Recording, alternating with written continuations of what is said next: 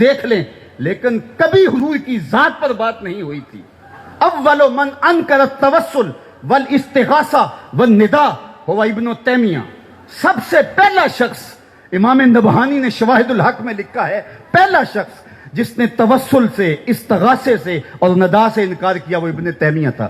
اس سے قبل امت میں اسلام کا فتنہ موجود نہیں تھا، اس لیے کہ لوگ حضور کی چوکھٹ پہ حاضر ہوا کرتے تھے اور حضور کو نجات دہندہ سمجھتے تھے. جب ضرورت باقی نہ رہے گی تو چوکھٹ پہ کیوں کوئی حاضر ہوگا؟ تو استغاثہ اور توسل کا انکار کر دیا اور یہ پہلا فتنہ نمودار ہوا. اور پھر اس کے بعد ذات رسالت مآب صلی اللہ علیہ وسلم پر بھی بات شروع ہو گئی اور نتیجہ یہاں تک پہنچا. آج ہم جس عہد نافرجام میں جی رہے ہیں، کیا یہ دن بھی ہمیں دیکھنے نصیب ہونے تھے؟ یہ دن بھی ہماری قسمت میں تھے کہ ہمارے پیغمبر کے خاکے تراشے جائیں؟ یہ گھڑیاں بھی ہمارے مقدر میں لکھی ہوئی تھیں، یہ لمحے بھی آنے تھے. ماضی میں ایسا کبھی نہیں ہوا تھا، اس لیے کہ امت حضور کے ساتھ جڑے تو امت بنتی ہے. اگر آپ مجھے پوچھیں کہ دین کا خلاصہ کیا ہے اور دو لفظوں میں خلاصہ بیان کرو تو میں اقبال کا لہجہ ادھار لوں گا. اقبال نے کہا تھا، دین سراپا سوختن اندر طلب، دین سراپا سوختن اندر طلب، انتہائش عشق آغازش ادب. طلب محبوب میں تڑپنے کا نام دین ہے. جو ادب سے شروع ہوتا ہے عشق پہ ختم ہو جاتا ہے، اور جو دین ادب سے شروع ہو کے عشق پہ ختم نہیں ہوتا وہ دین ہی نہیں ہے. عشق ہی ابتدائے ذات، عشق ہی انتہائے ذات. عشق نہ ہو تو شرح و دین بت کدا تصورات، کچھ باقی نہیں بچتا. تو ذات رسالت مآب صلی اللہ علیہ وسلم سے دور کرنے کی بدکاری کی گئی.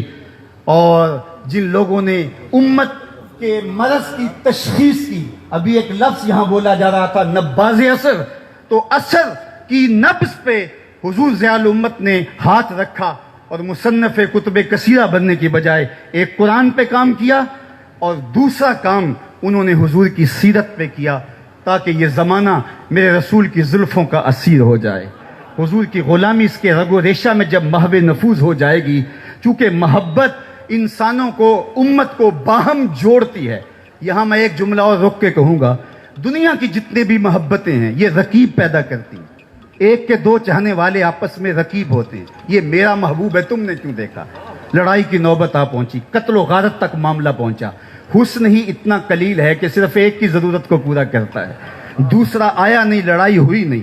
یہ دنیا کی محبتیں رقیب پیدا کرتی ہیں. ایک کے دو چاہنے والے آپس میں رقیب ہوتے ہیں، لیکن میرے محمد عربی کے چاہنے والے آپس میں حبیب ہوتے ہیں.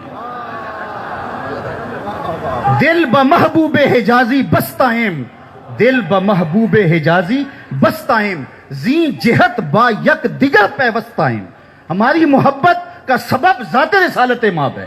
دل بمحبوب حجازی بستائم، زی جہت با یک دیگر پیوستائم، چون گلے صد برگ مارا بو یکیست، او کے جانے ای نظاموں او یکیست، مست چشمے ساکیے بتہاستیم، در جہاں مثل مو می ناستیم. ساری محبتیں رقیب پیدا کرتی ہیں، حضور کی محبت حبیب پیدا کرتی. چاہتوں کا نور پھیلنا شروع ہو جاتا ہے. بلال حبشے سے ہے، صہیب روم سے ہیں، سلمان فارس سے ہیں، ابو بکر رضی اللہ تعالیٰ عنہ، حضرت عمر رضی اللہ تعالیٰ عنہم یہ مکہ المکرمہ سے ہیں، اور حضرت سعد مدینہ المنورہ سے ہیں. لیکن ایک قومیت کا تشخص ابھرتا ہے. یہ قومیت وجود میں نام محمد صلی اللہ علیہ وسلم کی وجہ سے آتی ہے. اس لیے اقبال نے بھی کہا تھا، قوت عشق سے ہر پست کو بالا کر دے، دہر میں اس میں محمد سے اجالا کر دے. دہر میں روشنیاں ہوں گی تب جب حضور کے دامن سے لپٹ جائیں گے. تو کہا کہ دی سراپا سوختن اندر طلب، اللہ اکبر، انتہائش عشق آغازش ادب. تو جب یہ بدکاری کی گئی کہ حضور کی ذات سے لوگوں کو الگ کر دیا جائے، اور پھر اس کا نتیجہ فرقہ بندی ہوگی، اور حضور کی ذات پر، حضور علیہ السلام کے حوالے سے جب اوہام پیدا کیے جائیں گے، حضور کے حوالے سے جب عقیدوں میں تزلزل پیدا کیا جائے گا، پھر نتیجہ یہی ہوگا کہ وہ وارفتگی، وہ محبت، وہ شوق فراواں موجود نہیں رہے گا، اور جس کے نتیجے کے اندر امت کمزور ہو جائے گی اور ان کو بے یقینی کا مرض لاحق ہو جائے گا، جس کو اقبال نے کہا تھا، سن ہے تہذیب حاضر کے غلام، غلامی سے بدتر ہے بے یقینی. آج قوم کو بے یقینی میں مبتلا کرنے کی جب سازش کی جا رہی ہے تو ہم دیکھتے ہیں کہ ضیاء النبی ایک ایسا روشنی کا منبع و مصدر ہے، ایک ایسا جلتا ہوا چراغ ہے کہ جب آپ اس کو کھولتے ہیں تو روشنیاں پھوٹنے لگتی ہیں، اجالے نکلنے لگتے ہیں، اور سطر نور بانٹتی ہوئی نظر آتی ہے۔ اور جب اس سیرت کی خوبصورت کتاب کو آپ پڑھتے ہیں تو آپ کا دل حب رسول سے سرشار ہو جاتا ہے۔ تیسری بات جو میں نے کہی اور میری گفتگو اختتام کی طرف چلی جائے گی، حضرت عبداللہ بن عون کہتے ہیں کہ میں چاہتا ہوں کہ میرے چاہنے والے اور میں اس دنیا پہ رہ کے یہ 3 کام کر جائیں تو ہمارے لیے کافی ہے۔ ایک تو لوگوں کو قرآن کی طرف لے کر آئیں، دوسری بات لوگوں کو حضور کی سنت اور حضور کی سیرت کی طرف لے کے آئیں، اور تیسرا کام میرا کرنے کا یہ ہے جو میں ارادہ رکھتا ہوں اور اپنے متبعین اور اپنے محبین اور اپنے ساتھیوں سے بھی اس کی توقع رکھتا ہوں، وہ یہ ہے کہ میری زبان سے کسی کے لیے کلمہ خیر کے علاوہ کچھ نہ نکلے۔ آج ہماری تقریریں، آج ہماری تحریریں، آج ہماری تدریس تشتت و افتراق کے بیج بونے لگے، اور امت پہلے ہی ٹکڑے ٹکڑے اور فرقہ فرقہ ہو، اور پھر ہم نئی فرقہ بندی کی بنیاد فراہم کر رہے ہوں، اور اس طرح سے ہم ایک دوسرے پر تان و تشنیع کے تیر برسا رہے ہوں، تو اس ماحول کے اندر ہم دیکھتے ہیں ضیاء النبی ہو یا ضیاء القرآن ہو یا سنت خیر الانام ہو، یہاں کس درد مندی کے ساتھ لوگوں کو حضور کی دہلیز پہ لانے کی کوشش کی جا رہی ہے۔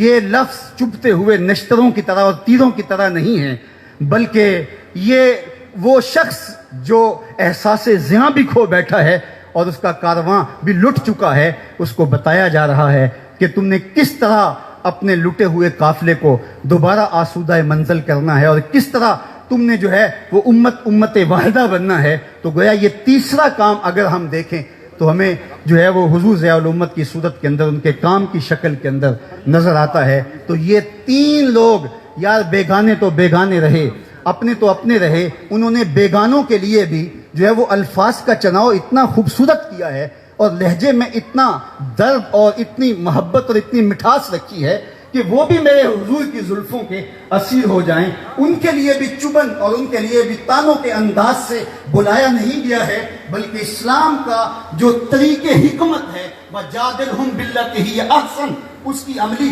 تصویر پیش کی ہے۔ کس کو پتھر مارے ناصر کون پر آیا ہے، دل کے شیش محل میں ایک ایک چہرہ اپنا لگتا ہے۔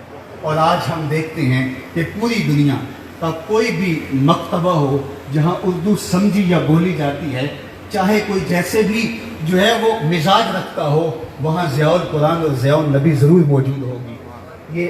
یہ سچائی مانی نہیں جاتی، سچائی اپنا آپ منوا لیتی ہے۔ اور آج کی اس تقریب رحمت کی وساطت سے میں اللہ کی بارگاہ میں آپ سارے لوگوں کی آمین کے ساتھ دعا کرتا ہوں کہ اللہ تعالیٰ جل شانہ حضور ضیاء الامت کے درجے مزید بلند فرمائے، اور ان کے مشن کو، ان کی فکر کو مزید فروغ عطا فرمائے۔ دنیا آخرت کی برکتیں اللہ ہم سب کی زندگیوں میں اتار دے۔ کی محمد سے وفا تو نے تو ہم تیرے ہیں، یہ جہاں چیز ہے کیا لوح و قلم تیرے ہیں۔ وآخر دعوانا ان الحمدللہ۔